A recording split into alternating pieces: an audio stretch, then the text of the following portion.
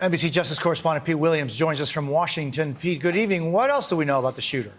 Well, police in Texas, Jose, with the help of the FBI and the ATF, are now looking into the background of this man identified as the suspect, Patrick Crusius. Authorities say he's from Allen, Texas. That's a Dallas suburb. Law enforcement officials in Texas say they believe he wrote a roughly 600-word essay on the internet and posted it an hour or so before the shooting. It says the attack was motivated by anti-immigrant hatred, and it expresses support for those two deadly shooting attacks in Christchurch, New Zealand in March that targeted mosques. The gunman in those attacks was in turn inspired by a man who carried out a deadly shooting in Denmark in 2011.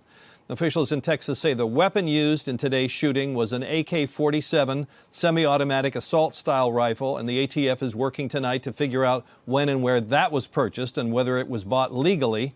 For now, police in Texas are in charge of this investigation, but if it turns out that Crusius in fact did write the internet posting, federal authorities could file hate crime charges. An administration official says tonight that no decision has been made about that. Attorney General William Barr issued a brief statement tonight saying, quote, "Those who commit such atrocities should be held accountable swiftly and to the fullest extent the law allows."